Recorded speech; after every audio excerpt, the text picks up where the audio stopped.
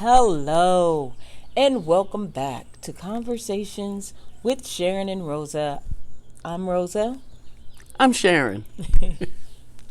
Thank you for joining us again this week for another conversation. We so appreciate each and every one of you all. Woo-hoo. If y'all, I am hyped. It's Super Bowl Sunday. We're recording this on Super Bowl Sunday, and then we're going to a Super Bowl party, so I'm hyped. But anyway, if this is your first time viewing Conversations with Sharyn and Rosa, please like, subscribe, and share our videos. Thank you so much. We appreciate you. Yeah, I like her excitement for the Super Bowl. My team's not going, but that's okay. I'm repping. I don't have a team. I don't have a person. I don't have any. I have no skin in the game. But it was one of those, you coming, aren't you, sweetheart? And I'm like, yeah, I'm coming. I so much rather look at an old movie. But today is Super Bowl. And if I have to pick somebody, I am from Philadelphia. Enough said. Go Eagles. Woo-hoo. Go Eagles. That's right.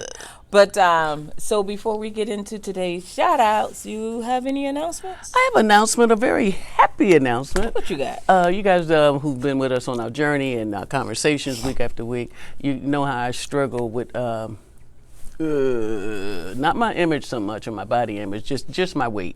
So the bottom line is, which contributes to my body image, but I've lost my first 7 pounds on Weight Watchers. Woo-hoo! And I'm feeling real sexy about that. Yeah, she's doing a good job. You No, really doing I a am. good job. Well, you know what they say, if you can count, you can lose weight. So, of course, I'm on the point system.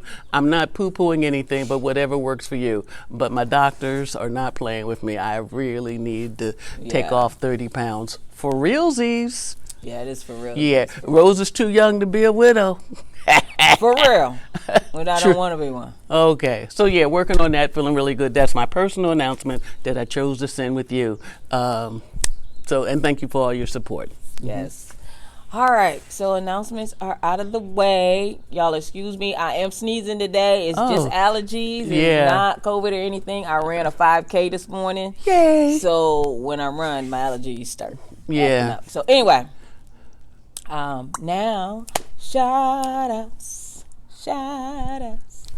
First shout out goes to, and I hope I am pronouncing your name correct. Babe, you call her name because I don't want to be pronouncing. I said it's Shimon. Shimon R. Yeah. Thank you so much for being a subscriber to Conversations with Sharyn and Rosa. And thank you for your comments, too. Yeah. We appreciate both. Next is Biological Woman. All right. Yeah. Hey, girl. Hey, man. I ain't bad. You know what I'm saying? Yeah. Love the name. Thank you also for your comments. Actually, it's Biological Women.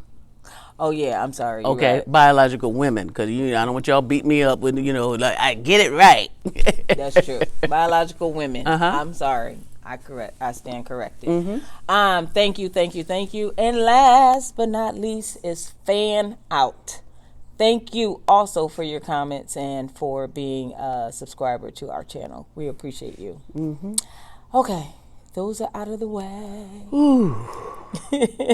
So today's conversation is about, and before I even go there, we are definitely not professionals. Right. It's just some suggestions that we are throwing out, and you take them or not. Right. But we're bringing them to you in love, and sharing with we you. love you. And we're sharing with you our experiences. And this is not the world according to Sharyn and Rosa. We're just giving you a slice of our life that we're the first one to put our own stuff under the microscope. That's true. You know what I mean? Because you can't give it if you ain't got it. So we got some stuff. Yeah, we're still working on us individually and as a couple. So and yes, we actually have these conversations, all kind of conversations throughout the week and months, or something to come up and they're saying, wow, I didn't know that Rosa felt so strongly about one thing, and she didn't realize I was on the other side of the moon about it, and I said, we need to talk about this. Yeah, absolutely. So today we're going to be talking about repairing relationships. Mainly with your partners, right? Yes, and people in your life, it bleeds on into other parts of your life as well. But we're just talking about with your partners. And if you don't have a partner, we know everyone is not hooked up and booked up. God bless you. I get it. But just relationships with people in your life. It could be your family members, a cousin. Just people that you care about and you want things to make it better than what it is. Exactly. Your best friends, your roadies, and we get all kind of mail and comments, it's like, hey, me and this person, we've been friends for the last, 29 years, and then something happens. Yeah. And they're trying to get back to where they used to be, and it's hard. Right. And so how do you repair that? Right. So that's what we're going to if you can, on today. And can you repair it? Yeah. And also be aware of that. Some stuff not worth repairing. Ooh, yeah, okay. Look, pow, pow. I'm gonna let that one go because she was a as a girl said, in non-motherfucking factor in my life. Are you going there today? No, I'm just saying. Did my wife say a poo-poo word? I did. My bad. I was quoting someone from Housewives. From Housewives. Oh, right. Yeah, she's a non-motherfucking factor in my life. How do you get up, eat your cereal, even say that? But I get you. So that's what we're talking about, repairing relationships and, if they're worth repairing. Because, so let's just spin it on back, So the question is, yeah, how is your relationship going? So that's something you may want to think about as we, go on further with the dialogue. Mm-hmm. Right? Yeah, and let me say this as we begin is that the person that you were as a child, some of that is still there. You know what I mean? Who you were then, most of it probably is still who you are now, unless you've acknowledged some of the stuff, the mud that's in your wings, and if you acknowledge it and done some kind of work on yourself, right. Because we don't, nothing's forever. That's that's just the way she is. Well, everything changes. Yeah. Everything changes, and you can too if you want to. So, right. So we just want to put that out there. So, that people are like, well, he or she been there like that ever since childhood. Yes, and you're long overdue to change. Yeah. And that's childhood is a lot of where we get our beginnings from. Right. So how do you begin to talk about things and communicate if you've never really had that as a child? And that's one of the things I think Sharyn is trying to say when she's saying it spills over into adulthood, because of course. if it's not a situation where a positive situation, I should say, growing up, and a lot of negative things, or a lot of times, conversations happen and with your parents or somebody, and they may have gotten to an argument and nobody addressed it. They just kind of argue. That's what they do. Got over it for a couple of days and pretended like it didn't happen and stuff. Right. So it's like, okay, you see that behavior, and that's kind of how you do it. Right. That's how you navigate. Most of the time, and most of the conversations have to start somewhere. And if you're not used to it, because in your childhood that's kind of what happened, then a lot of the times, because you're not used to it, you're going to do the same thing. Absolutely. And it becomes a hard conversation for you, and you Later don't want to you don't want to take on that challenge right now. Right. So yeah.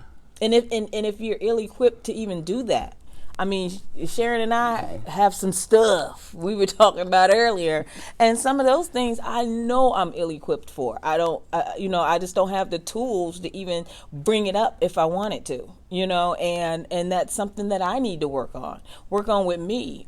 Most of my communication with her is great, but in certain areas where I find it a little taboo-ish, or maybe hard to, that hard pill to swallow. Right. It's a place it's a place you rather not go. Exactly. As simple as that. It's a place you rather not. It's necessary, especially when you are trying to repair a relationship, or just, or just get out of that dysfunctional lifestyle that you're used to. Yeah, and reflecting how you interact with the people that's in your world and the people that you care about. Right. I mean, if you don't know them, you don't care. We ain't talking about them. But if you know them, you love them, they're in your life, you're in their life, and they matter to you. It's worth taking the assessment of like, well, how am I coming off to her? If as a child, all you remember is doors slamming, people cussing, and maybe somebody got popped.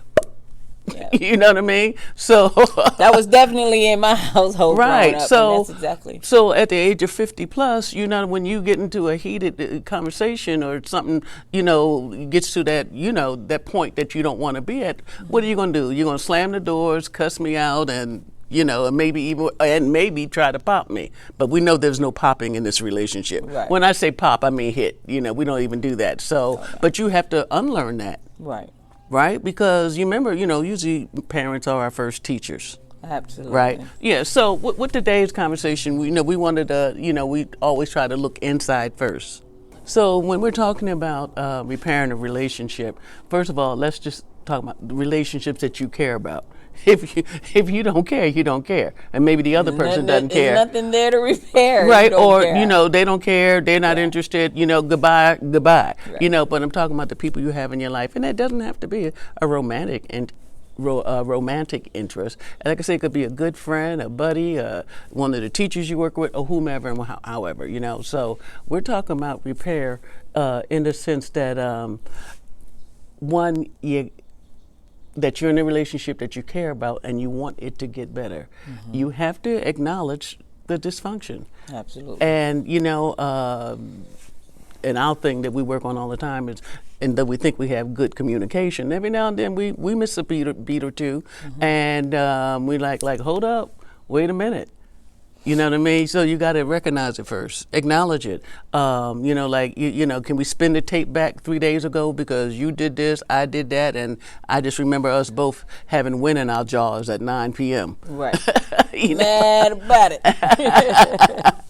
And as I had mentioned in one of our last videos, I said, I hate when people get mad and they don't talk to you for 8 days. And now during those 8 days, you got to guess what they mad about. Yeah. I don't do well with that. Yeah. You need to tell me, So anyhow, to acknowledge that there's a problem and work on it. So how was your relationship, though? I mean, how was the communication in your home growing up? Because I think you have great communication. I mean, you can talk about just about anything. Oh, well, here it is. First of all, thank you for the compliment. Mm-hmm. I'm thanking God for all the strength and from where all my quote-unquote talent and abilities come from. But I would tell you, I worked hard on it. Okay. I worked hard. So there was a lot of help. When you went into the Navy? Yeah, well, not just when I went into the world. Period. Okay. You know what I mean? And I left my mother's house at 16, but I didn't know I couldn't legally leave, so I waited to 18. But 3 days after 18, I left home and went into the Navy, and the rest of it is stories. But so how was the communication, you asked? There was always a lot of noise. There was always a lot of music and laughter. But when it was time for people to raise hell, they raised hell. Mm-hmm. My mother, God rest her soul, I think she just let you know that she was in charge, and don't even doubt it for a minute. If she said it, that's just the way it was going to be. Don't need no conversation. Say when I want to hear from you, I'll pop you upside your head or whatever. However it went down. But I'm just saying, my mother was loud, funny, serious. Angry, disappointed. She was a lot of things, and usually it wasn't two-way conversation. Like I said, my mother said it, we heard it, and we did it. Okay. Didn't need your input. While we weren't old enough to have input, you didn't have input about the menu. She said, if you don't like what's on the table, don't eat it. Okay, it'll be more for somebody else. So. Then I think that you got a lot of your stuff from her because you're sort of like that. You just have me to give you lip because I can. But if you had children, I think you would have been a lot like your mom. And you're able to talk about a lot of the stuff because I think maybe your mom just, was talking about a lot of stuff. Yeah, unfiltered. And very unfiltered. So I think, so I can see that. I can see where your communication skills now would have started from. Well, I tell you what, there were never any gumdrops around the house or sugar cubes. You know how people say, I'm going to give it to you, but you got to take the sugar cube? There was no sugar cubes Oh, bless you, sweetie. Sorry, No y'all. sugar cubes. It just, it was like, here it is, take it, leave it, whatever you're going to do. But it was definitely her way or the highway, as they said. So, Yeah. but as we're just talking about, relationship, of course, part of that relationship repair, if you will, relationship repair unhealthy. So what's unhealthy? You get to call it. Right. You know what I mean? Somebody else may find it like everything's, chilly. Everything's Right. cool over here. Right. And you go in a relationship with someone else or just interact with someone else. It's like, I was seeing a woman, this is years ago, she said she was angry, was having a bad day. That woman cussed me out alphabetically. And I had never had that happen. I've done a lot of things, been a lot of places, but I ain't never had nobody just stand up and cuss me like that. And I was like, what's wrong? I thought the child was possessed. And I'm serious. And she told so me, crazy. you just have to understand I was angry. Well, we don't want to see that anger again, do you? You know what I mean? And I mean, we weren't in a relationship, but we were, doing lunches and, hey, kind of thing. So I'm, when I think about people like that, I'm just like, what was her upbringing like that she thought it was okay to cuss me out for no reason? For no reason other than the fact that she was having a bad day. I still didn't get it. So anyhow, so as we're talking about repairing relationships, if there's some wrinkles there, some scratches or some hard feelings, you got to recognize it. Yes. Because the longer you ignore it, the bigger the problem becomes. Right. If you know you did wrong, apologize. Yeah. How about that? Is it hard for you to But when apologize? you apologize about what it is you are apologizing for. Most of the time. Identify it. Yes, yeah, exactly. Most of the times we just were like, girl, I'm sorry.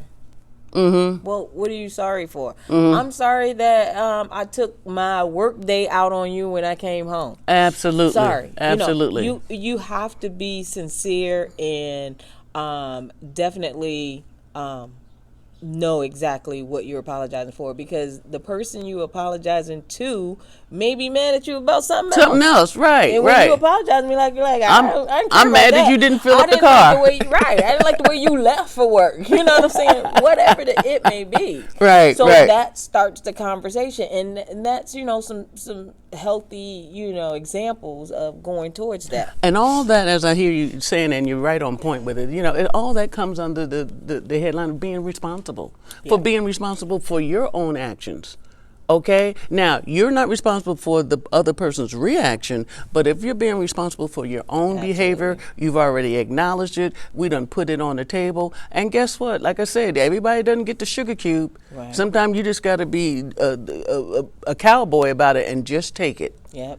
And You I really noticed do. too that when you're in a relationship and you're working on something with yourself, then it normally rubs off. Like I've picked up a lot of things that Sharyn has done, or do, that's healthy for us both. And Like, well, and, hold on. and I'm going to give you an example. Like Please. we're talking today about the communication. I never was a communicator in that sense, whereas I can talk about any and everything. But now it's becoming easier because she's allowing me to express the way I want to, say something or whatever the case may be. And before, I was in a marriage where as you say something, it might have gotten swept under the rug. Nobody responded because they want you to think they're still mad, or, it was like that type of, you said what you needed to say, but at the same time, you didn't get, a dialogue with it. Right, and I right, think right, that right. makes it healthier. So some of the things that, What makes it healthier? When you have that dialogue. Oh, absolutely. Okay, I wouldn't. Just Okay. not necessarily one person expressing themselves and the next person like, or just being silent. Just start up the conversation. If you apologize to someone, and if you're the person that they're apologizing to, let them know you received that. Right.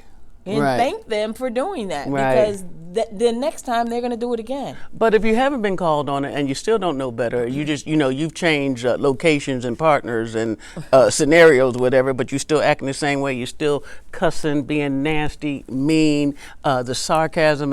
And people are like, well, as long as you don't hit me. But, words hurt. And people remember what you say. Sarcasm is one of the first stages of hostility. Mm-hmm. Okay, I'll say it again. Sarcasm is one of the first stages of hostility. Now, well, how can that be? And you roll back the tapes, be careful of the words you use and how you use them. Yeah. You know, and it's like, excuse me, I heard the words, I'm not sure. I like how you said that. Yeah, right. And, Rosa and I, we call each other on our stuff like, oh, wait a minute. I know I ain't do nothing to your breakfast. I ain't put nothing weird. So why you coming to me? And I am bad about that because it's the way that I say stuff. But again, it stems from my childhood. That's just the way we communicated in the household. You say what you got to say, and you say it the way it comes out. You don't. And she don't wait for a reaction either. It's like one of those pow pow and keep on going. Pow pow, Marcus. Wait a minute. And I'm like, hey, I'm standing there bleeding, trying to find the location of the second bullet and everything. And she done moved. I'm being dramatic, right. How unusual, No, but seriously, you know what I mean? And I call her on it, and I'm not even going to default to the usual. She's an Aries, and I am not.